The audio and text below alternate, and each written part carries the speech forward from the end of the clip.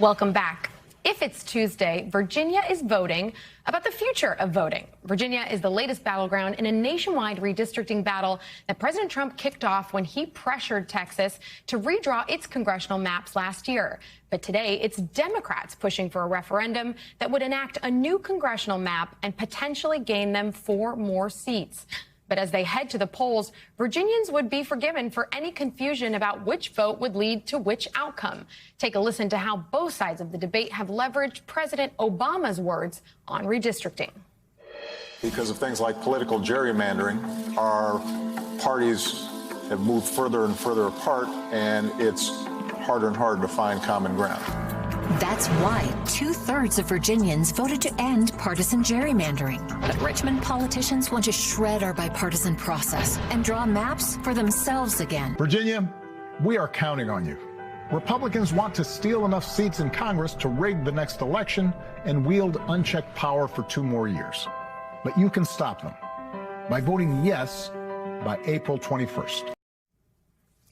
All of it reflects a larger messaging challenge for Democrats who've sought to reframe this gerrymandering as a temporary but necessary counterweight to President Trump. In Virginia, no politician is entitled to power.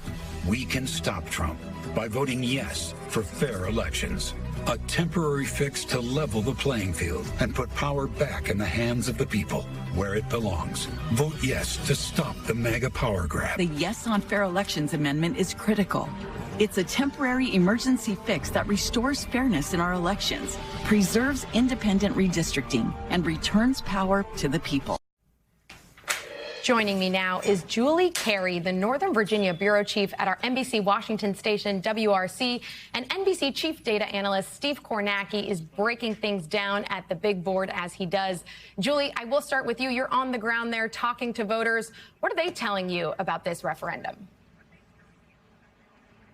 Well, what I will say is voters are very clear about this decision they're making today. And I think what is really remarkable is how engaged voters are with this ballot question. I mean, it is not typical for voters really anywhere to be coming to the polls in the spring, in April, casting ballots in a statewide election. But take a look at those early voting numbers.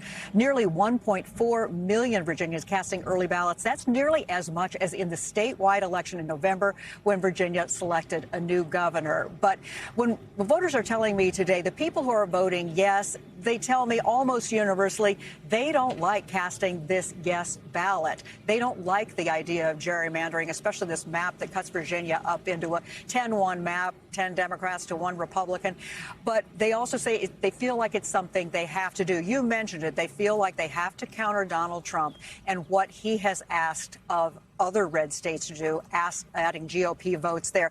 And they're very well aware that Virginia is in the national spotlight, and what happens here today could determine who wins control of the House in November. And the yes voters, they want that to be Democrats. They say they want to restore a sense of balance in this country. Now, those voting no, most of them tell me they are Republicans. What they're mostly troubled by is the fact that it dilutes Republicans so much in the Commonwealth. Only 1 seat in the entire Commonwealth set out and drawn to favor Republicans, so they're troubled by that. You know, they also point out, though, that Virginia right now has what's viewed as a very bipartisan, fair map that was approved by voters some years ago, so they don't like the idea of seeing that blown up.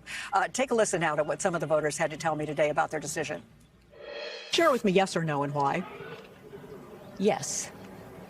And why? Because we need to, as the posters say, level the playing field. I would normally probably vote no, that they shouldn't be changing.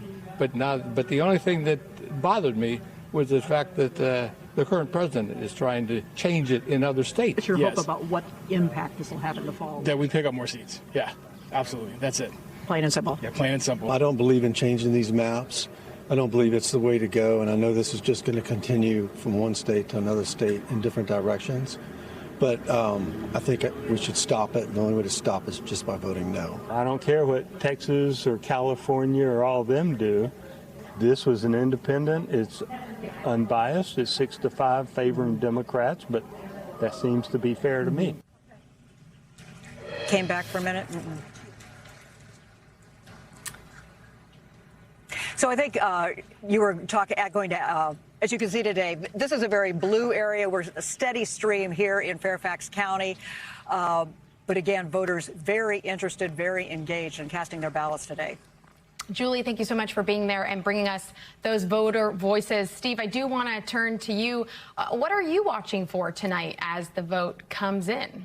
Yeah, I mean, a couple things. I think, first of all, obviously keep in mind, Virginia is, to start with, it's a blue state now. There are bluer states than Virginia, but this is still a state that Kamala Harris won by almost 6 points in 2024. It was double digits for Joe Biden in 2020. And in the governor's race just last November, Abigail Spanberger, the Democrat, won this by almost 16 points. So generally, Democrats are winning in Virginia. There was a Republican governor, Glenn Youngkin, who won in 2021 by 2 points there. So Republicans can win, but when they win, it tends to be very close. And generally, there's an advantage to Democrats. So with that in mind, where we're looking tonight, one of the places is it looked Southwest Virginia. There's not a ton of votes that come out of here, but this is a very Republican part of the state.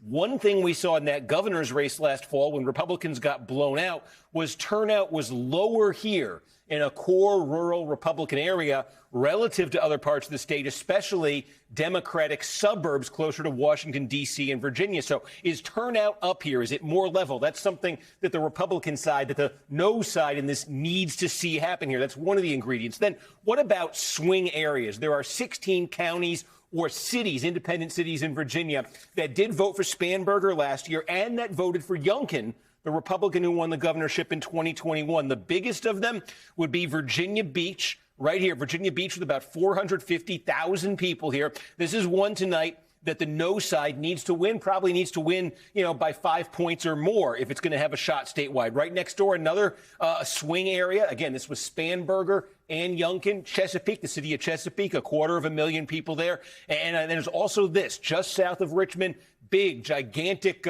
suburbia here, Chesterfield County. Again, Spanberger won this going away last year. Youngkin was able to eke out a win here in 2021. So I think this is a really kind of a bellwether county, Chesterfield County, when that comes in tonight. As it goes, you might be seeing how the state goes. One other to keep in mind, just because I think we will get it earlier, right outside of Washington, D.C., Loudoun County. And again, this is a very big county. Now, this is a blue county. I would expect the yes side is going to carry Loudoun County. I only flag it because we tend to get results earlier here, full results earlier here than elsewhere. So I think one thing to keep in mind, if you're looking at Loudoun, set the line at 12. If the yes side is winning by more than 12, I think that's a very good sign for them to carry this. If it's less than 12, that's an encouraging sign for the no side of this. And again, we might get a readout in Loudoun earlier. In terms of more sort of broadly the national stakes of this here, again, a lot of different numbers here. You're looking at the House playing field, comparing 2026 to 2018. Remember, 2018 was Trump's first midterm, and in 2018, the Democrats managed to win 40 seats, House seats in that midterm. Now, the thing to keep in mind is almost all of those Democratic gains in 2018 came in two types of districts. You see them right here. In 2018, Democrats made the lion's share of their gains in districts that were held by Republicans, but that Trump had lost in the presidential election. There were 25 districts like that in 2018, and almost all of them flipped in 2018.